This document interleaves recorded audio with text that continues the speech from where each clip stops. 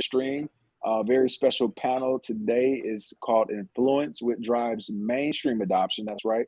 We're going to be getting into mainstream adoption. Of course, we have our very own Mike Sadler here. What's going on, Mike? Long time no see. We Yo, got yo.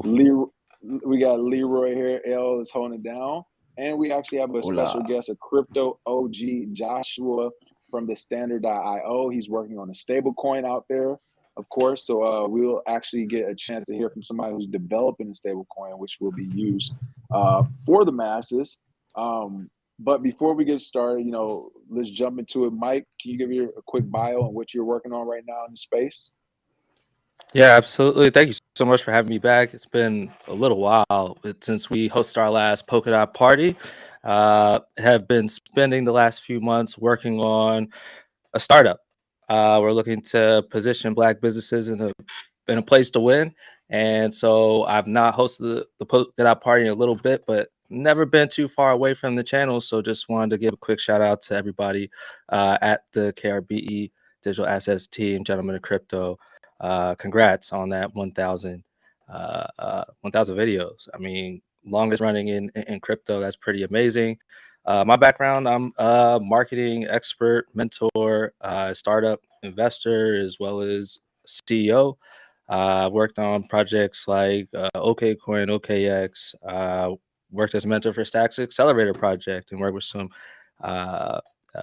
hardware wallet providers, and really just helping to stay on the cutting edge of everything marketing, digital marketing, Google ads, Facebook ads, whatever, however you grow online as it applies to crypto, because they really ain't historically been very friendly to us. So helping to push forward on that has been the pleasure of my lifetime. So yeah, thank you for having me. Looking forward to talking about the topic today. Of course, of course. And Leroy L, tell us about yourself and what you've been working on as well. Love to hear from you. Awesome, my man. Oh man, I don't know why Mike gave me all of that to follow up with. I'm gonna try. I'm gonna try. So you guys may recognize me, if not from the chat, from Crypto in the Caribbean, the show where I talk about all of the crypto Bitcoin developments going on through the Caribbean region. Spoiler alert, it's a lot more than you think. Whatever you think it is, I guarantee it's more.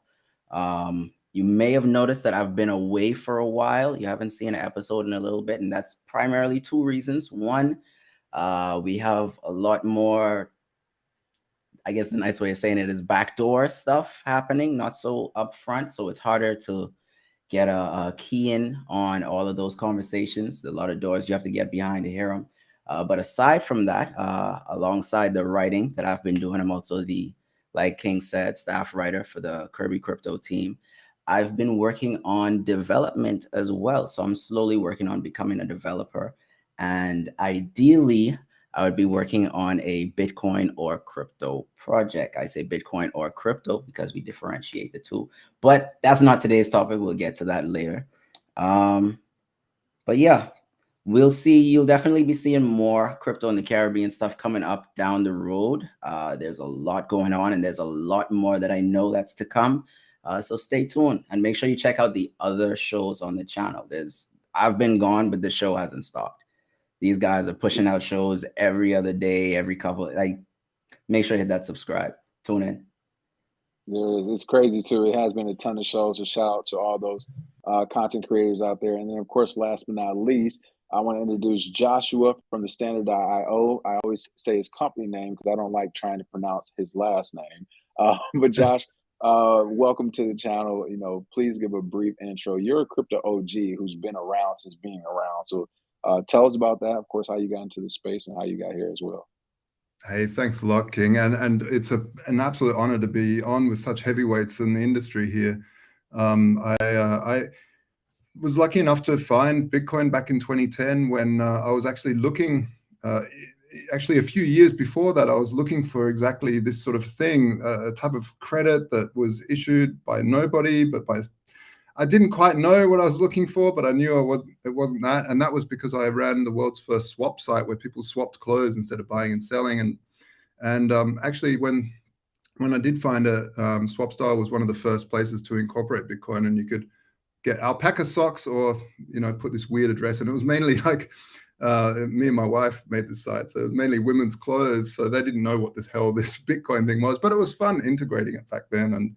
And then we launched one of the first exchanges, well, one of the early exchanges, I should say, after Mt. Gox collapsed, called Voltoro. It's still going, and it was the first place to trade Bitcoin and physical allocated gold. So you could trade between rare metals and rare numbers, and that was really a beautiful thing, and still is. And now we, I saw Luna coming and gave a talk about it at La BitConf, the Latin American Bitcoin conference, back in 2019, and we warned against algorithmic stablecoins, and it really made me want to come back to Berlin and really start to engineer a proper next generation over collateralized stablecoin solution that was decentralized, so we wouldn't have to trust anybody. Plus, it was over collateralized, so we wouldn't be able to go to zero like Luna. I'm glad you brought that up because, of course, I know everyone's going to have questions about that when they saw algorithmic stablecoin. So I think we should actually just start the chat there, because we're talking about mainstream adoption, and things like Luna scared a lot of people away. Like that did the opposite of any type of mainstream adoption. It scared a lot of people away. Some people might be stuck in this space now because they probably dropped so much capital in it. But just talking about, first of all, in your point of view, why are stablecoins important? And how is yours differing than the likes of Terra Luna? Before you actually answer that, I want to give a quick shout out also to iCoin Technology. They are today's show sponsors, so shout out to iCoin Technology. Of course, you can get 50% off all wallets and printers right now. So make sure you check them out, iCointechnology.com, for that sale. But getting back to it, what are your thoughts on stablecoins in the overall industry and how they're working, and what went wrong with Terra and how yours differs? Yeah, we ran Voltoro. We've been running Voltoro, which is that exchange, the order book exchange. It was crypto only, right? It is crypto only, and so we had a lot of freelancers constantly and workers invoicing in crypto, and it was always Bitcoin and Ethereum. And all of a sudden, around 2020, it was this marked change where people started just invoicing in Tether, and I was like, why do you want this shit coin? Like, sorry, excuse my French there, but why would you want that? Like, why are you invoicing in this? And every time it came back, well, look, my accountant's going to absolutely murder me if I put another invoice in with Bitcoin and the prices all shifted, and plus there's this sort of tax and that, and depending on where, and the gray zone, and so it made a lot of sense that people invoice in a stablecoin and then buy the speculative asset afterwards, like buy Bitcoin and stuff. And so and in terms of what Luna did, Luna backed its own currency by backing it with its own governance token, which had no value, so it could print it out to infinity. And this was the issue. And this wasn't the first algorithmic stablecoin. There was Waves. There was BitShares from Dan Larimer. There was a whole bunch of them beforehand, and they all failed.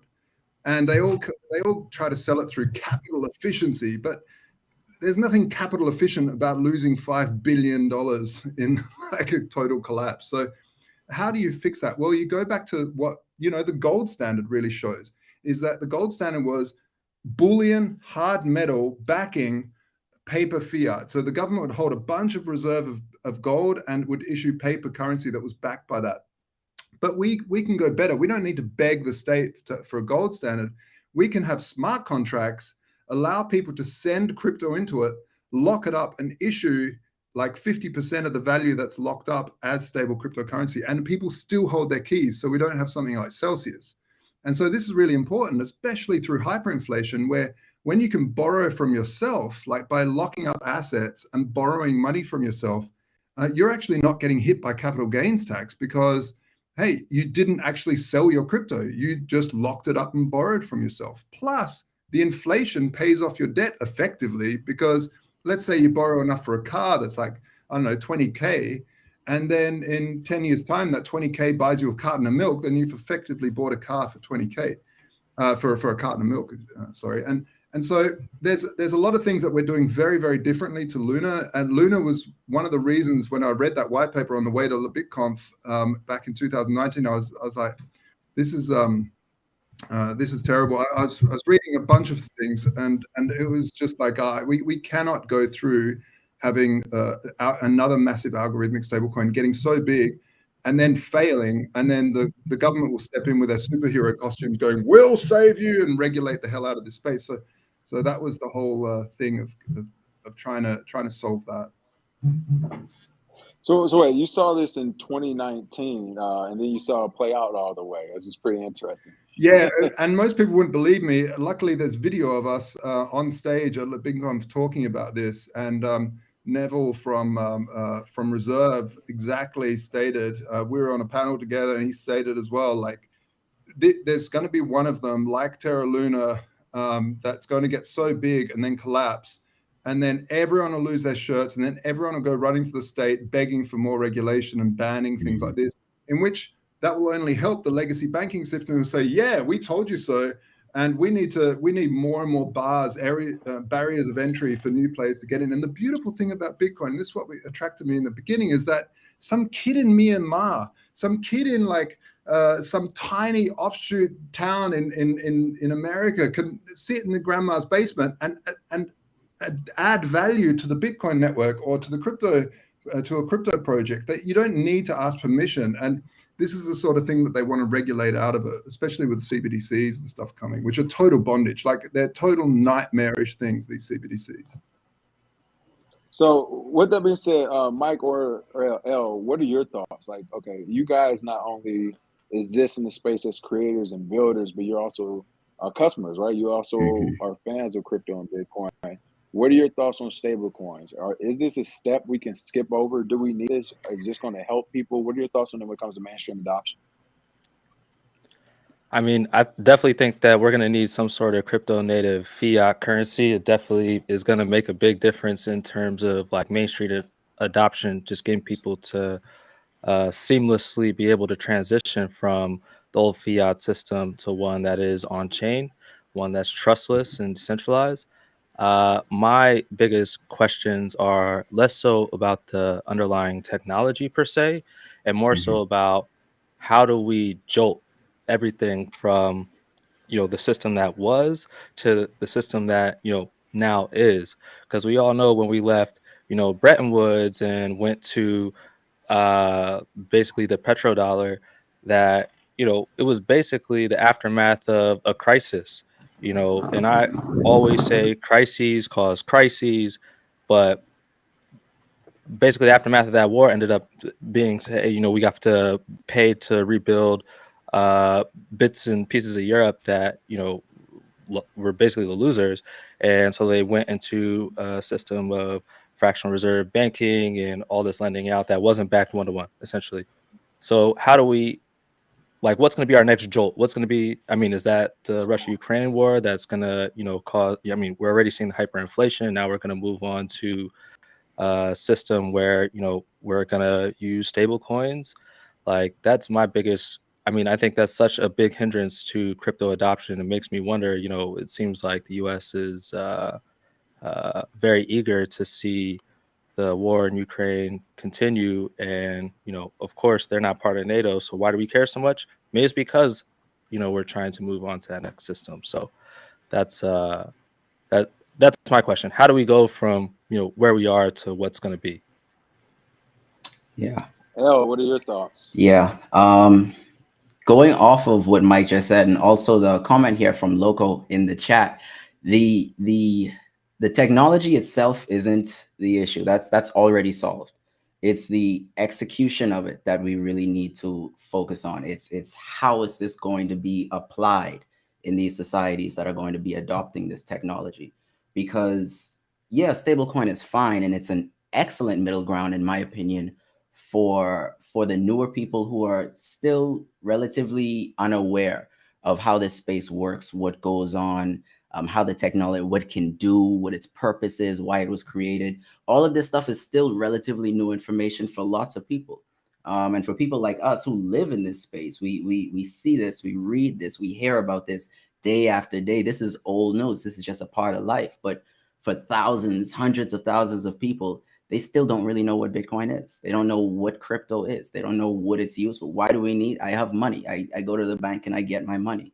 So the execution of it is a huge part of how this is going to be developed going forward. You see a lot of the conversations now, especially with the whole proof of work, proof of stake debate, if you want to call it that.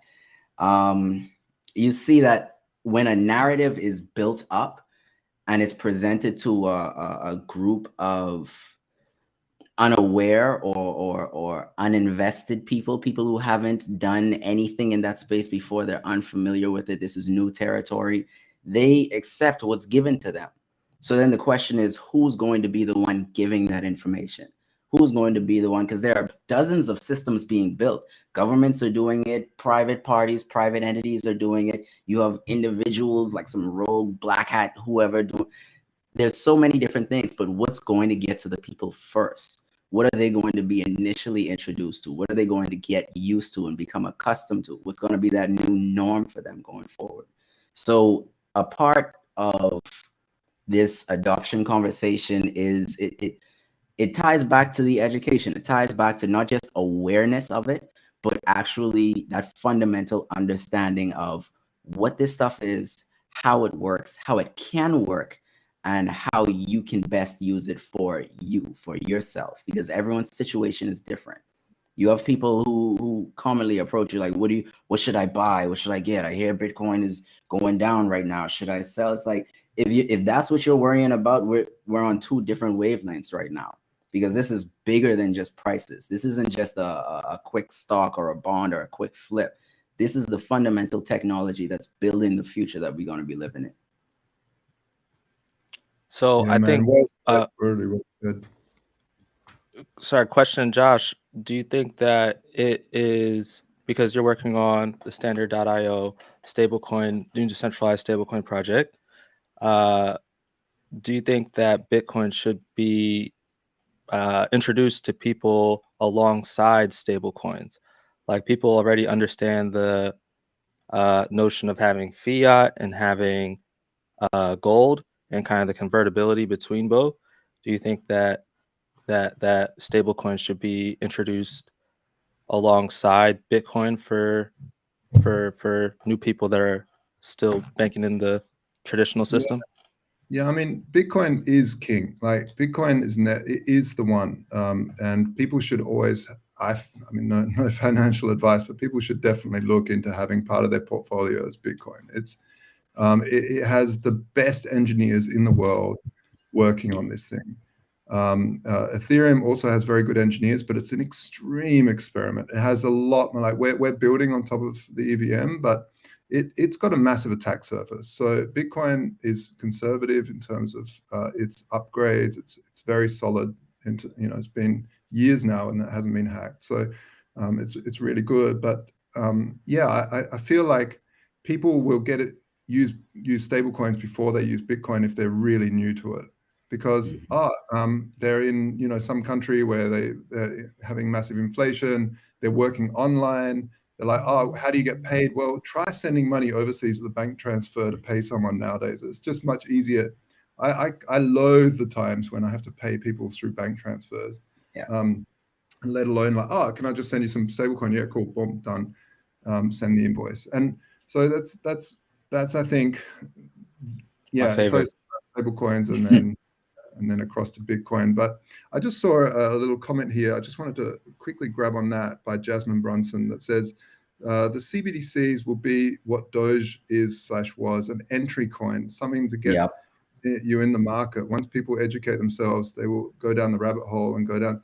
The thing is, like, I don't know if that's true, just because I've talked a lot with what's happening in the back end. And a lot of it, I feel, isn't a blockchain. It's just a bunch of servers in a room that are hashing to keep it backup. Because the main reason why people don't have governments don't have this as a centralized unit is because you become a giant honeypot for other adversary governments to hack you, destroy your entire economy like that. So what you want is a whole bunch of hash proofs constantly happening to keep itself backed up and making sure there's nothing being injected. The real issue is that you won't even notice, and it's a massive disruption. It'll basically disrupt the entire retail banking sector as people start to get start to get accounts at the central bank rather than the retail bank. The retail bank will turn into sort of just insurance salesmen. And then you have like the issue where they're already testing this in China, where a CBDC will expire if you don't use it within 30 days. Like, what? Your money expires now? So, hey, whoa. Next level, we've got lockdowns now. That's now a thing. You know, it wasn't just in prisons. Now it's everywhere. You've got these lockdowns, and a lockdown's been called. Now you can't spend your CBDC in the next town across. You can only spend it where you are allowed to travel. This sort of control is so Orwellian and nightmarish that it's important to have the people. It's important that all of us spend and focus time, whether it's on the standard or some other competing currency. It doesn't matter. As long as we start building an alternative to that system that people can go, look, this is nightmarish. There's an exit door. I can take it. And that's really what I'm hoping for. 100%. Yeah. 100%. And getting to that point is that's the end goal that we have in sight in this space when we genuinely care about the technology and we see how it was intended to be used.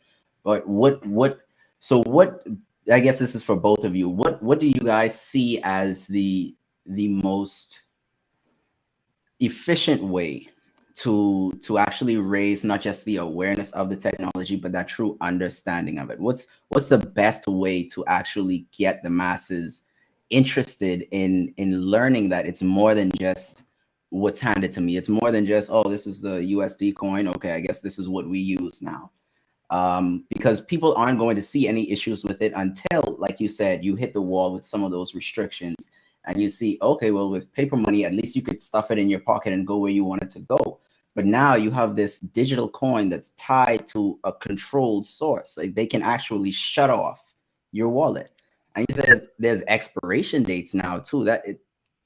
It's absurd how far this can actually go when you dive down that rabbit hole. Yeah. I've got 2 words. LeBron James. Okay. Look. If you ask me, this is a PR problem. Like, if you teach a sensible man 1 + 1 = 2, but you just have to get the word out there that, oh wow, like, we made this incredible breakthrough. All we need is an incredible awareness and publicity campaign that just gets the word out that, hey, this is the problem. Obviously, the problem's been through many iterations of just like simplifying down to like the core tenets. And then here's the solution. I mean, in China, what they did that I think was striking. I mean, obviously it's a different regime there, so they have much more control over the financial machinations, what have you. But the notion of just everybody gets an airdrop. Hey, look, here's some money in your wallet. You gotta use it. No, it's real money. Go ahead, use it. It expires, so better use it. Like, I mean, that's their version of having a LeBron James. I think you just need a huge character to come out and just say, "Hey, let's move, let's evolve." Yeah. Well said. Absolutely agree. One thing I really like about stablecoins is that the problem with Bitcoin, we spent years, even when Roger Ver was still Team Bitcoin, Team BTC, I should say. It was always like, wow, he's gone into a server station now, and he's converted the server to accept BTC, or there was always this celebration of like any little small business, but it took a lot of work. And the reason I feel that it is that everyone thinks of Bitcoin as an investment, which it is, because it's gone up in price like bonkers. And the good thing about stable coins is people don't think of it as an investment. They think of it as a currency. So then they get the stable coin because they're getting paid in it. And then they're like, oh, I'm understanding these wacky addresses, and I'm understanding like, cross-chain bridging and whatever else there is. Hey, I might get some ETH, or I might get some Bitcoin. And then they fall down that more speculative rabbit hole. And then there's this whole beautiful thing that's building out now with DAOs, being able to self-govern in entire ecosystems where people can anonymously or privately or publicly go in and actually build ecosystems out and get paid by a system. It's just so beautiful. And all of this is sort of just starting to happen. And NFTs, surprisingly to me, played such a huge role in this, because it got like massive, I hate the term normie, but just for ease of use, the people that had no idea about any of this and went, oh, that's cool, I can like draw nice stuff and sell it as a digital art. Wow, let me learn about that. And I listen to sometimes these Twitter spaces. They're just absolutely like normal people in some little town that are like selling their artwork now and totally happy about NFTs. So all of these things build towards mainstream adoption, I feel. Mm-hmm. Mm-hmm. So, going off of that as well, there's definitely that need for that push, as Mike said, for that the raising of awareness. You need that centralized body that people can look towards for this information. But on the other side of that same coin, you have counter narratives being heavily distributed as well. They're in full force and they're pushing whatever agendas may or may not be present. I'm not going to say, you know what it is, but they're pushing whatever agendas benefit them, benefit the powers that be, that benefit the status quo. So even though we're moving into a new age of technology, we're still falling back to a lot of the older practices and a lot of the older structures and infrastructures and systems that we've been trying to get, that the technology itself was meant to get away from. So what do you feel is an effective way to actually battle those counter narratives? I for example, talked about the proof of work versus proof of stake debate that's still ongoing for some reason.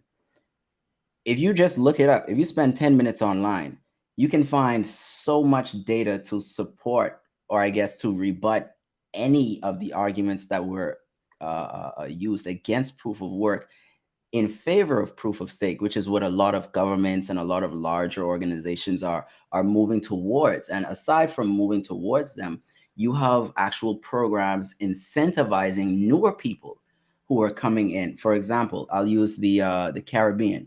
They've recently started this a carbon credit system. And tied to that carbon credit system, with a lot of these countries now starting to dive into the crypto space and the blockchain space, they're being incentivized to build or start any of their work with a proof of stake system, or with one of the existing proof of stake systems. We already know the major ones, Ethereum, so on. And they're being rewarded for building and establishing these new technologies that are going to be the fundamental systems that people are going to use going forward. So it's more than an uphill battle. It's almost like a 90-degree fight. Like, they're not playing fair. So how do you effectively, or how do we effectively combat that? Because we can get one or two major names. We could get like LeBron James, for example, not literally but figuratively. But then you Literally.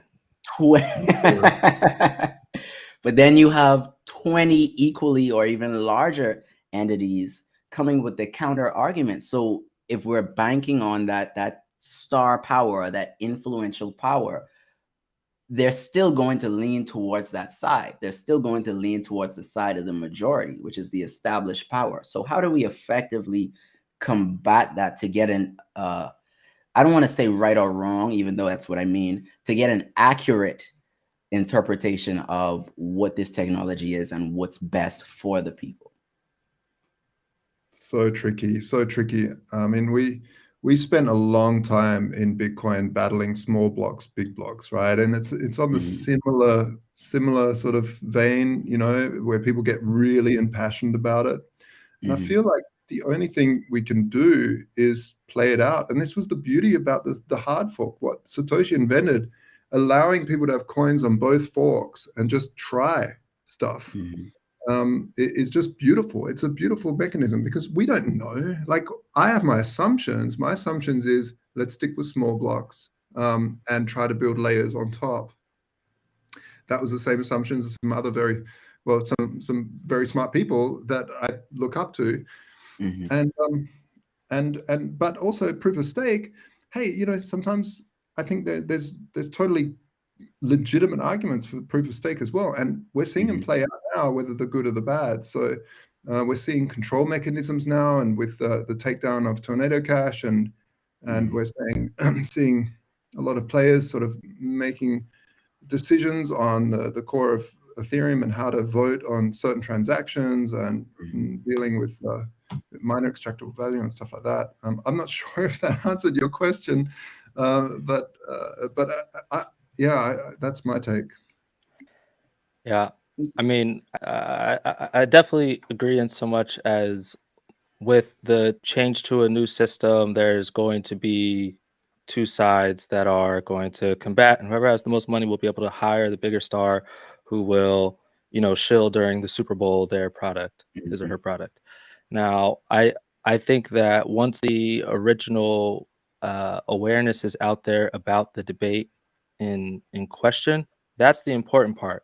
I think after that, then, I would love to see a public square, and this goes for, mainstream politics as well. Just show me charts and tables and graphs, your pie graphs, your line graphs, your bar graphs, what have you. Like, I don't need LeBron to tell me that this is a better solution after I know what's being talked about. If it's just like, okay, like, here's the problem, here's, graph one, and it shows, whatever results, here's graph two, and then we can, discuss what are the fallacies of each research method.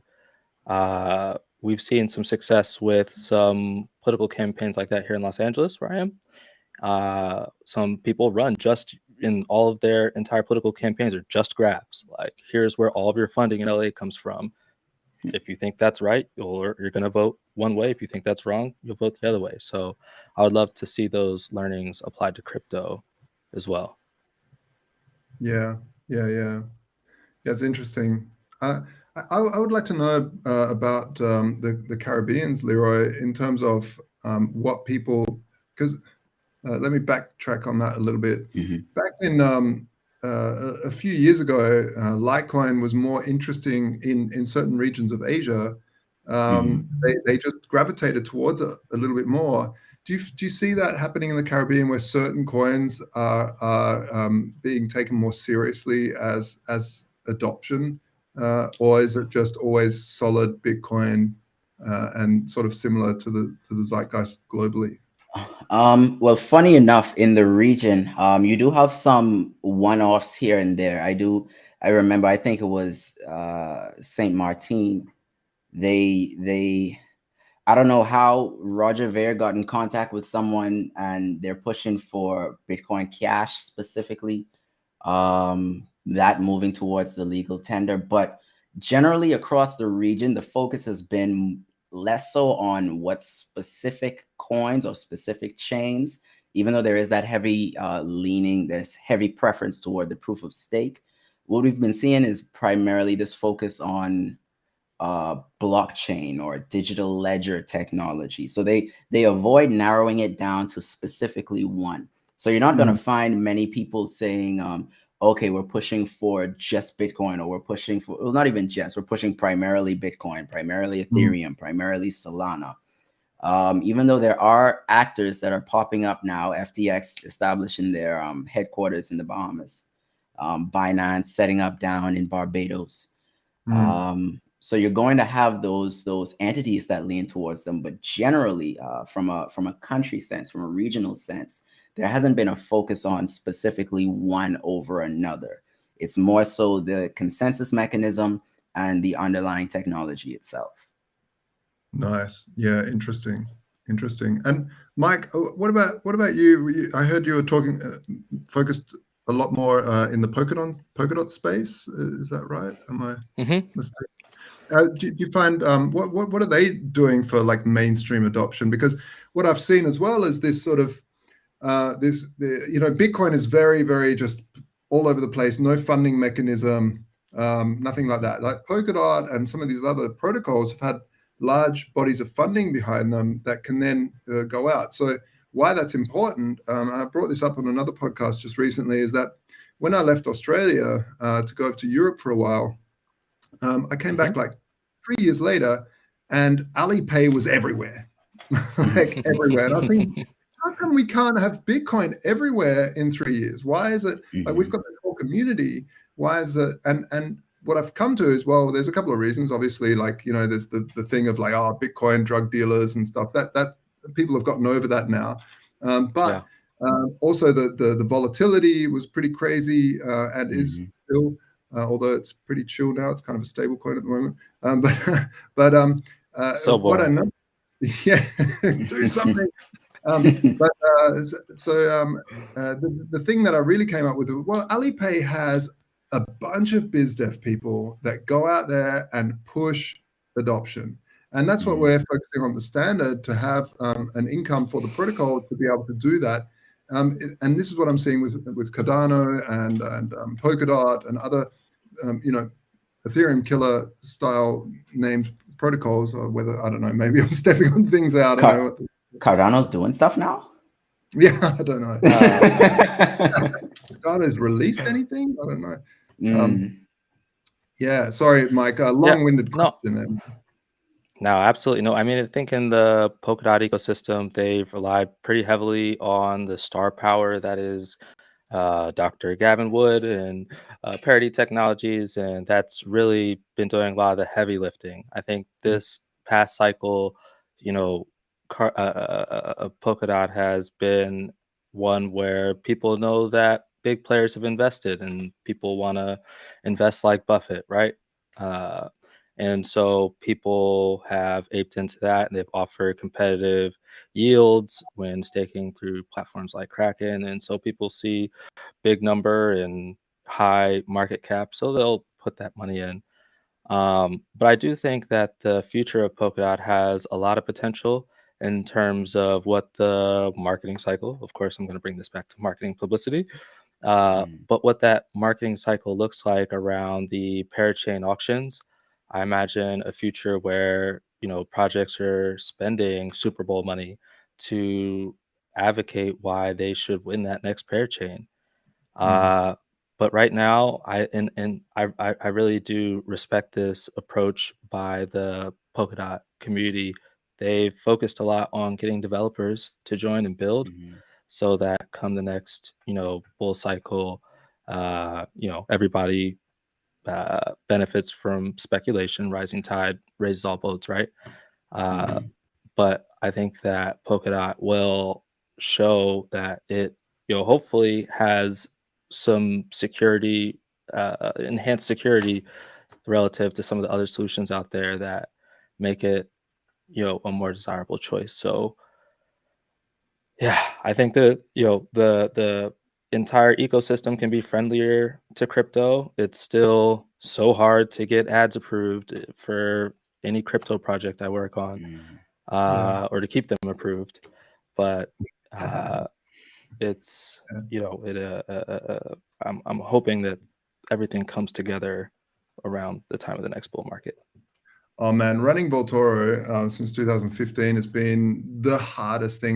You know, being an exchange, constantly having bank accounts shut down, them telling you, we don't have to tell you a reason. You know the sort of the reason, and then regulators and doing everything better and bigger than the banks, but still not being able to be regulated. It's just a minefield. Google just not, you know, allowing you to have ads. Twitter just banning you from doing any ads whatsoever. Probably shadow banning your account as well, just to boot. You know, it's a complete nightmare. And really, what it comes down to is the fact, for me, that the governments around the world have, you know, I've said this a few times, but I'll say it again, that I feel that government has protected and mollycoddled people to stop them speculating on things. So you can go bet on the horses or go to Vegas, but you can't invest in a startup unless you've got $1 million in liquidity out, and that's not in a house. That's actual liquid just sitting in a bank. And so normal people are protected from any sort of investment opportunities. So when Bitcoin or crypto came along and people started offering, hey, send me 1 Bitcoin and I'll send you 2 back on Twitter, they're like, oh, yeah, wow. Like, because they just don't understand like what a scam looks like, because they've been so protected over years. And I feel that this happens that people get smarter, hopefully over time. You know, even though there's egregious events like the Terra Luna event, and then BitConnect, you know, OneCoin, all these sorts of things, that people get smarter over time and they start to see, that's what scams look like. This is the sort of modus operandi, and because it's only going to get worse as bots start to get past captures and you know, 53 sounds like a human. And so, yeah, I think it's really about education, getting education, educated people, and sadly, a lot of the time, education comes through pain, and that's just an Yeah. unfortunate reality. Yeah. Yeah. Definitely. 100%. I mean, I think that, I mean, in so much as the GameStop saga has been for some people painful, I think it has been a masterclass for the masses in terms of here is how to invest, here is why to invest, here is a project that, you know, potentially deserves more scruples. I think, you know, the public isn't stupid. You know, nobody loses all of their money on something dumb. I think most people don't, you know, overcommit that which they can't afford to lose. And if they do, then, you know, they will slowly build it back. I think that we need to have the regulatory support by, you know, our centralized bodies to, you know, say, hey, we're going to let people potentially incur some losses, and that in itself will be an impetus for future crypto adoption. I think right now things are just, you know, Gary Gensler at the SEC is just like very much like nobody can get involved in anything unless you're a credit investor, and otherwise you're, you know, you can get sued, get screwed, whatever. And Yeah. it's really slowing us down. Well, and it's not like the SEC and stuff. What I'd like to see is that the SEC, when they pull off these huge fines on what's her name, Kim Kardashian, that money actually goes to educating people of what to look out for. No, it's just more income for the state. Oh, when they fine, I don't know, EOS, hey, maybe use that to actually educate people on what, you know, token economics looks like, but there's nothing of that. It's just basically taking and not giving anything back. And I find that sort of really not the right way to go. I'd really like to see government step in. If they're going to take money from people, then use that to educate them a little bit. I mean, you know, I don't like government doing anything, to be honest. Just, you know, go away. But I was gonna say, do you want the government education really? Probably not. But I'm going to say, if they're going to take money from people, at least don't just take it and say, oh, do something. that'll teach them. You know, actually, you know, use it in some way. I don't know. Yeah. I don't want this to come across as pessimistic, but it's realistic. The scamming, the tricks, the people losing money, it's never going away. Now, as we progress, especially in the stage that we're in right now, it's still so early. There's way too many attack vectors for people to actually get hit as they venture into this. So going forward, there is going to be more education. There is going to be more understanding. There is going to be more development and learning and just adapting to the new technology. But I mean, when you just look at it for what it is, it's just a rehash of the old Nigerian prince scam. It's literally the same thing, but digital. It's online now. Instead of them calling you up, they're hitting you on Twitter, or they're talking to you in the YouTube comments. So these things are going to evolve. Discord. Exactly. Telegram. And I mean, education is definitely going to significantly decrease how much of it happens, but we still have to acknowledge that it's still going to be a rampant problem. And I see it potentially getting worse because of the technology that's tied to it. So the scams themselves are getting significantly more complicated, while the average person is still relatively in that same mindset that fell for the Nigerian prince scam or that fell for the chain letter stuff. But I still have hope for it. I'm still pushing for the education. It's what my primary work is centered on, because I see the importance of it. I see the significance of people understanding how to safely navigate this stuff on their own, because I'm not trying to hold everyone's hand. I can give you this and stuff. I can show you where to go, what to look for, but you individually have to have that understanding of how this stuff works. So yeah, all of that is to say the education is definitely going to help. But we're still going to see, I see these scams actually getting more complex and possibly worse before it gets better. Because the regulation or the rules and guidelines that do come in when the government does decide to step in, it's only going to go so far. Absolutely. Yeah, well, they've only got jurisdiction. Sorry, Mike, you go for it, mate. Well, no, I mean, the only point I was going to make was we're less than a decade away from pervasive quantum computing, and we'll be at another at a completely different place then. My hope, I'm hopeful as well, Leroy, that younger generations are tending more and more towards computer science. They know where the money is.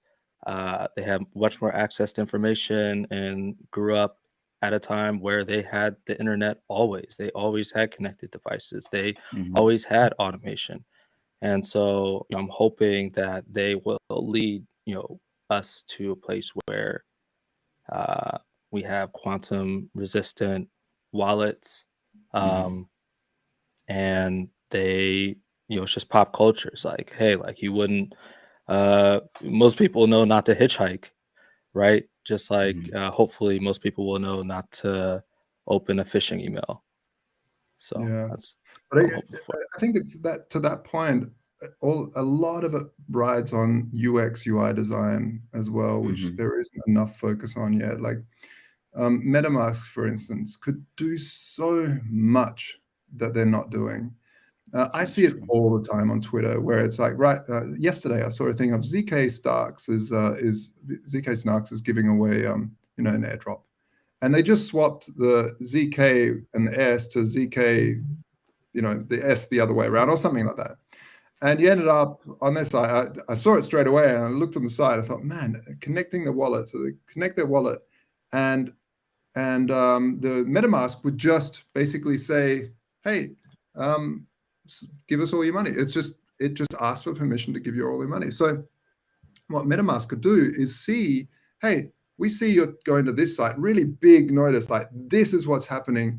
Just like iPhone, when you log in, they used to ask for all permissions up front when you download an app. Said you're going to give access to your camera, like, and nowadays instead they say, hey, you download the app and then you go take a photo, and that's at the point where it goes, hey, now it needs permission to access your camera, and at that moment you go, oh yeah, that makes sense. Okay, I'll allow it at that point, or allow this once.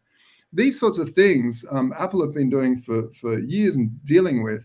I think MetaMask, they're dealing with people's money. We need them to, and other wallet providers, to really focus on attack vectors that scammers are using, and really using UI and design to warn people and to help people bridge that knowledge gap.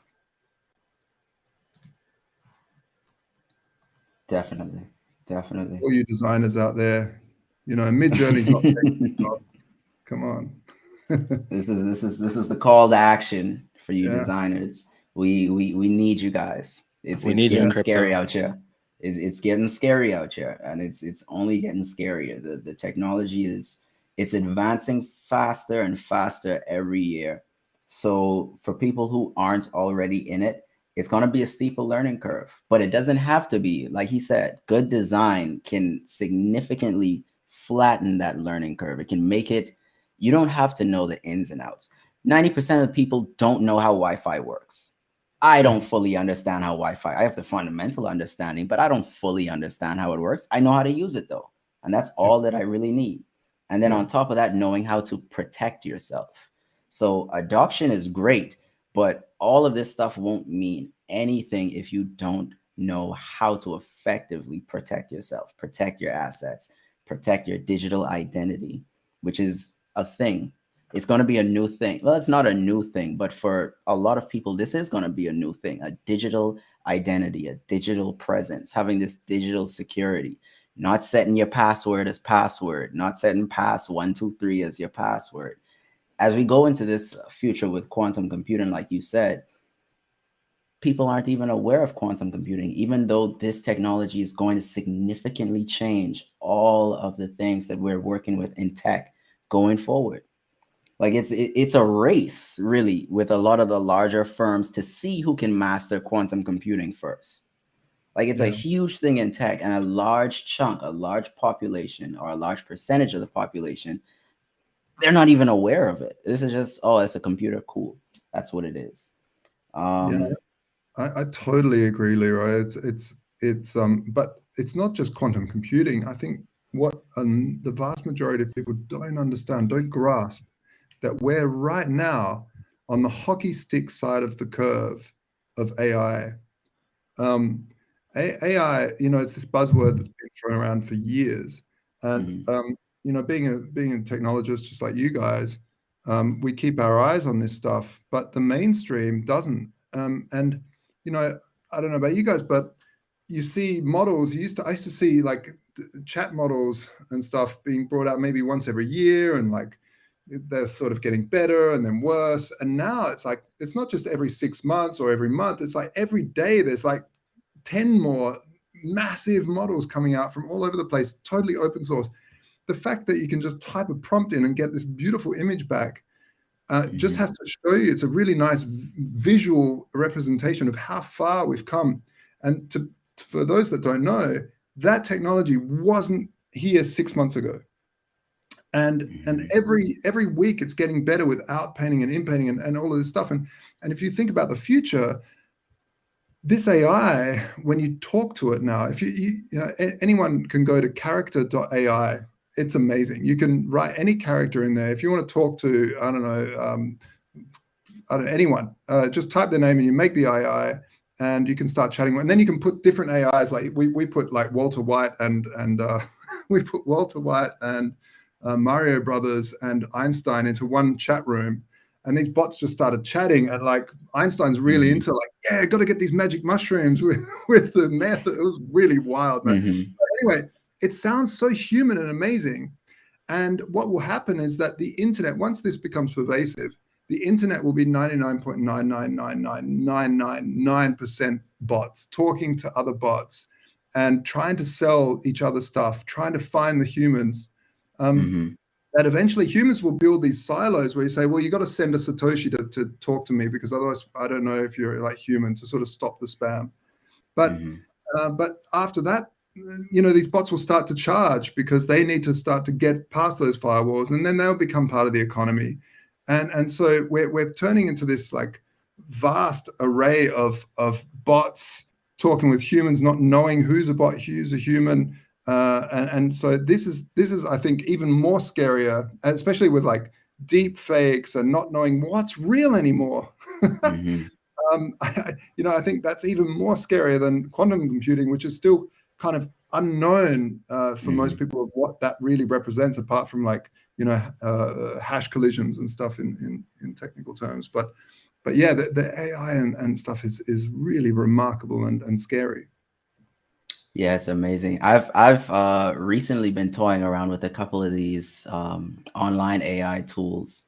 Dolly was one of them. Another one is Crayon. Those are the art ones. But there was one specifically. It was an AI for writing. I'm a writer, so I definitely wanted to explore that. So what I did to test it out was I'm a super manga anime nerd.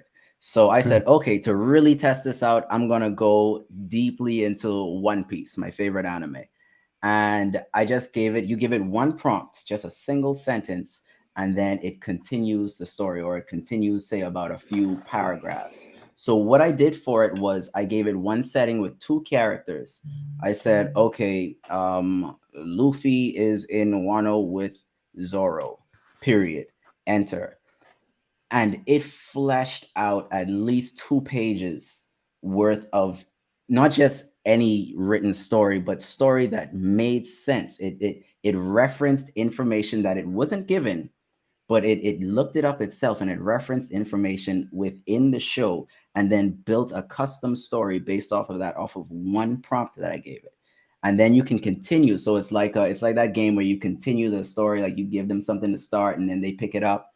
I gave it another sentence and it continued based off of its previous story and the prompt, a new story going forward. So we're not just going to see AI like in the customer service sense or in the art sense, which is what a lot of it has been focused on, media wise. But this is going to be pervasive in all areas of technology. This is going to be in everything that we do online going forward. And as it gets smarter, as they build it and they start to develop and they learn more, that combination of AI and machine learning, it is going to get scary. It is going to get scary. Yeah, I would say like insofar as adoption is either right around the corner or a couple corners away, does anybody think that its implementation into our, that blockchain's implementation into our voting systems could be a nice and easy way to onboard a lot of people all at once? The problem with blockchain is shit in, shit out. And that's the problem with any computing, is you have rubbish in, rubbish out. And so it's really that endpoint, that endpoint is that's the security vector, that's the problem. And if you have a machine there and you can corrupt that and you hit Biden and it gets Trump, or Trump and it gets Biden, then you have a miscarriage of democracy. And so I think all I can say is that maybe we just go back to, hey, we can have voting machines for like media instant gratifications. Oh, now we know who's won. Maybe let's count the receipts. So we do that. It's digital. We can print out the receipt, put it in, and then that's counted afterwards. I mean, I think that's maybe a better way, but maybe prediction markets are even better than voting. Well, I mean, one thing I tell people too is that computers themselves aren't smart or dumb. They're accurate. So a computer program itself, it can't be smart, it can't be dumb. It's accurate with whatever it was fed, whatever it was given. So like you said, garbage in, garbage out. So the technology itself can work, but it all depends on how it was built, who built it, what information is it fed, what's the structure of it, how are these things going to actually be applied going forward? Because it sounds good on paper, but there are so many ways for that to potentially go wrong that it almost seems not worth it trying to pursue it at first. I definitely see some future with it. I definitely see a possible application of blockchain for things like that. But there's just too many, there's too much opportunity for stuff to mess up as it stands. It does feel like another attack vector. Feels like the buzzword of this particular chat. But I like that the takeaway there is, hey, like that opens us up to more risk. So let's potentially not advance in that direction. Or like, I feel like as it goes with anybody in the AI industry, anybody working in quantum computing, we know it's going to open a ton of other problems. Yet it seems we are rushing at it with a full head of steam, and that we'll have to deal with the consequences later, knowing that we don't have the regulatory environment to keep up, knowing that we really only get things done, at least in the States, and others have their opinions about, the influences of that on political systems abroad. But knowing that we only get things done really like once every 4 years, and that might be pushing things all the way to the right or to the left, it feels almost irresponsible to be running full steam ahead with things like AI and quantum computing when we can't get blockchain Correct. Like a public ledger that's supposed to be decentralized and fully verifiable, that, just seems like a no-brainer. We can't get right, but we're pushing forward with things that, potentially will demolish us. It just make sense for me. Yeah. I mean, in a way, blockchain would allow for individuals to verify their vote on a public ledger. So I would go in, I know that this is my public address. I would sign my vote in the public ledger. I could go home then and query the blockchain and see exactly what my vote was, that my vote's correct. What is hard to control is that we don't know who's scamming what.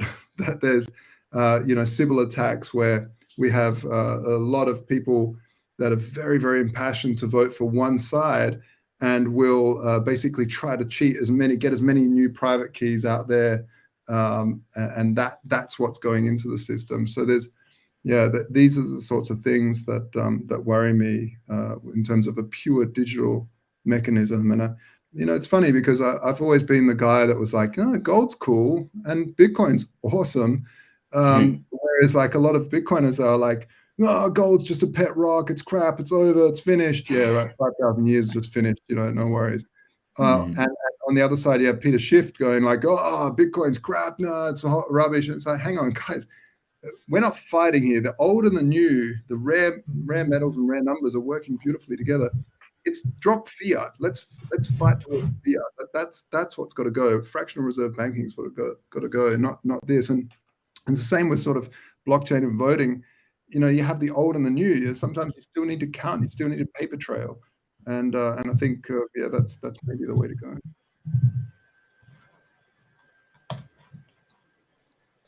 Okay. Well, let me take a moment. I don't have any questions, so I'm going to read through some of the comments quick. Let's see what we have here. LocalTX says it's not the amount of data, it's the amount of valid, clean data that gives it value. That's right. That's going off of Joshua's point there. That the technology the technology works. The blockchain itself, it isn't wrong. And it's not that it's smarter, that it's dumb. That's what it was given. It's processing the commands based on the information that was put in. So when you have people who can find a way to game that system, when you have people who can find a way to exploit blatant loopholes, it seems like a no-brainer. It seems pretty straightforward and fundamental, like Mike said. But there's so much opportunity for something to go wrong. There's so much that can happen in that. It's a toss-up. Like, it's just, we're not ready for that yet. Let's see. He also said that's how you destroy the data capture monitoring. You toss in dirty data, and now their captured data is no longer valuable. That's the whole reason Elon asked about bots on Twitter. Okay.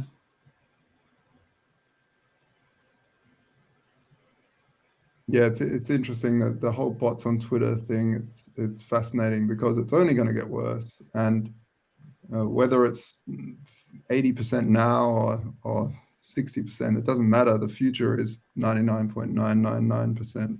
It's just, there's no way of telling unless they want to do full KYC on everybody. And even that can be deep faked.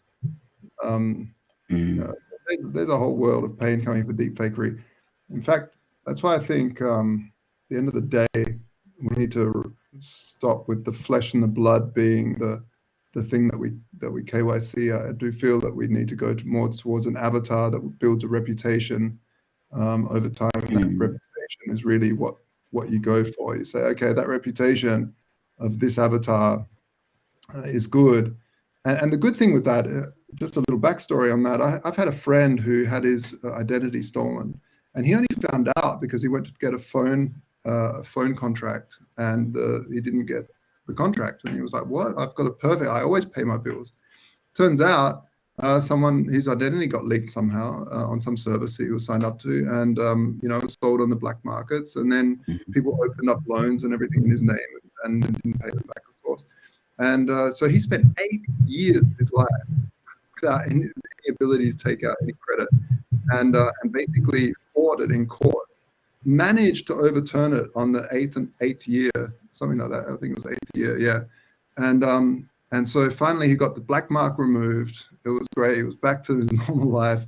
And seriously, 6 months after that, it happened again because his data was already gone. Once you are gone, once your KYC is out of here, it's gone. And so I think a big thing about that is, why are we using that layer one, this face, this biometric, these things as our identity, when really we should be building a digital identity? And you know, there's companies that already do this. Like obviously eBay did this already. It built a reputation score that if you come new on the site, you have to sell pretty cheaply because no one trusts you yet, so you don't get make such markups.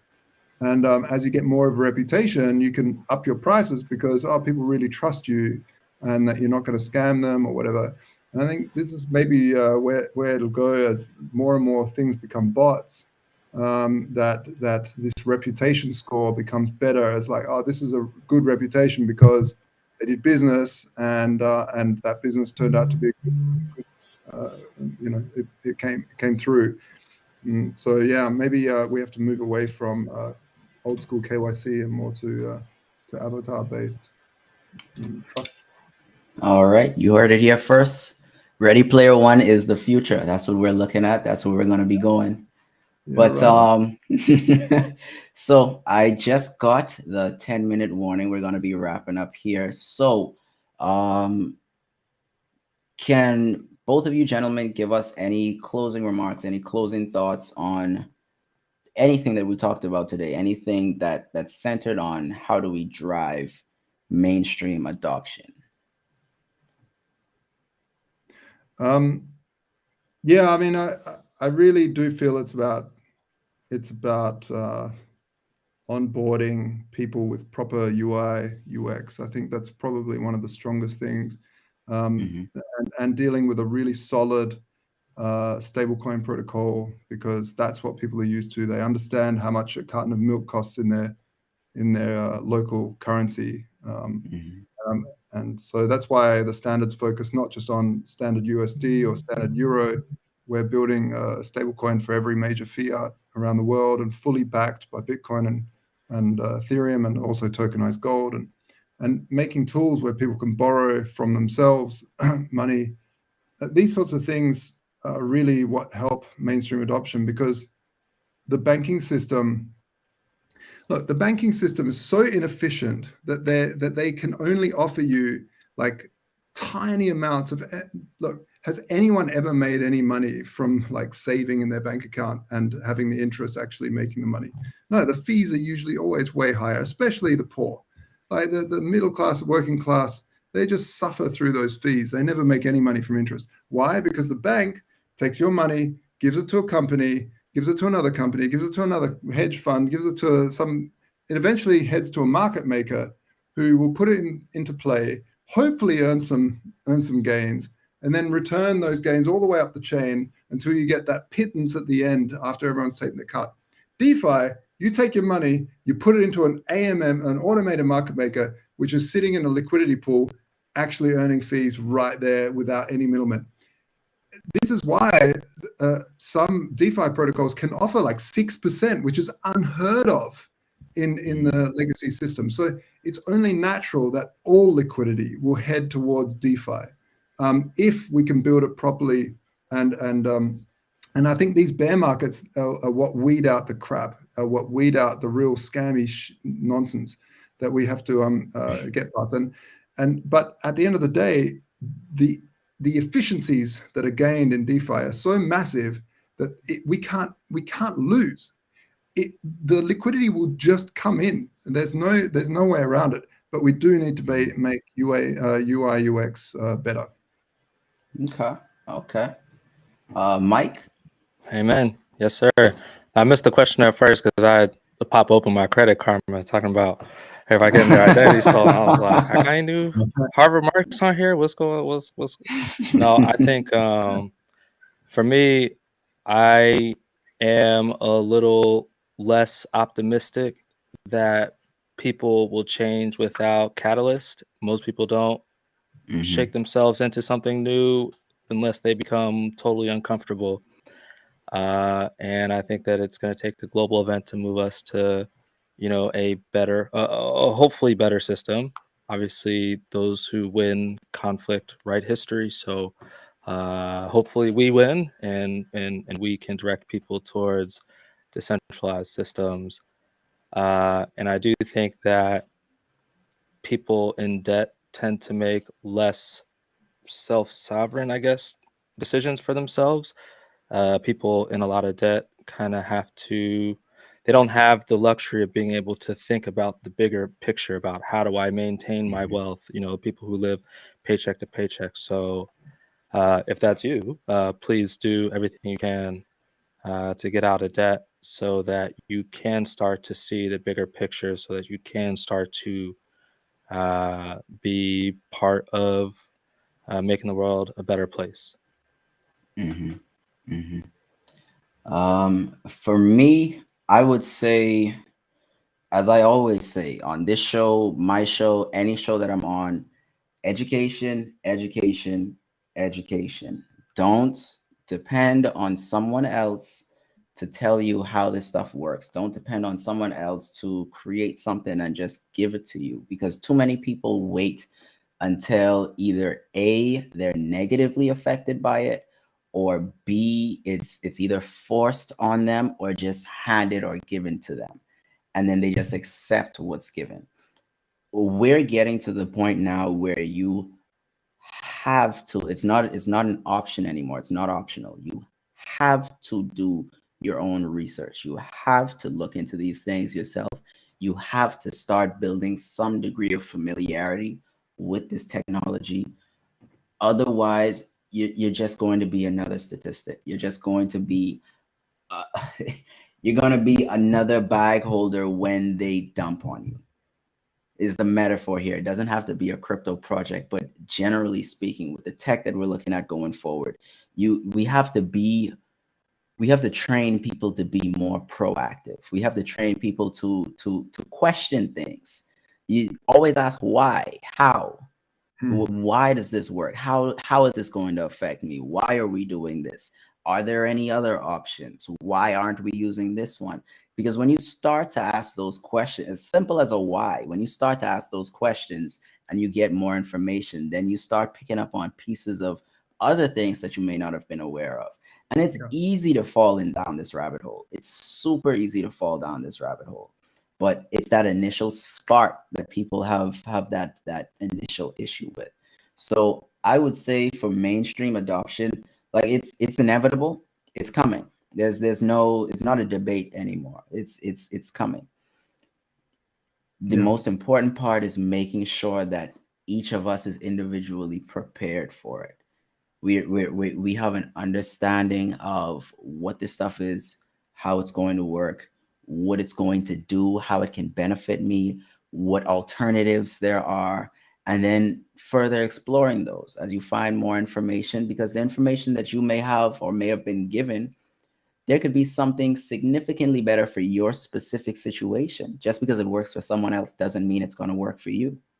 Like a person who's making 40K a year can't fashion their investment portfolio after like a multi-billionaire, or like following Warren Buffett's advice when you're making like 30K isn't going to get you significantly more money. Like, yes, it's sound advice in certain aspects. And I just picked Buffett as an example, but you have to find things yourself so that you can do what's best for you. You can tailor your strategy, you can tailor your investments, you can tailor your life and everything that you're doing to best benefit you. And the only way that's going to happen is if you look it up yourself. No one else is going to be able to tell you what's best for you. Man, that is awesome advice. That's really top notch. Yeah. So we will be wrapping up the show right there. Thank you, Joshua. Thank you, Mike, for coming through. Thank you, everyone in the chat, for participating. I know it's college football and y'all are here watching us instead of that. So kudos to you. Dedication. Exactly. And that's what we like to see. These are the kinds of people who are going to do the research, who are going to ask those questions. Because I could say something that may not benefit you specifically. It works for me. I can tell you what works for me. I can tell you what I've tried, what I've experienced. But when you look it up yourself, you can definitely find what's best for you. And these warriors are definitely in that bracket. Those are definitely that type of people. So we will be wrapping up the show right there. Thanks again to everyone, participants, audience, everyone. And y'all have a great weekend. I'll talk to you guys later. Peace. All right. Thanks for having us.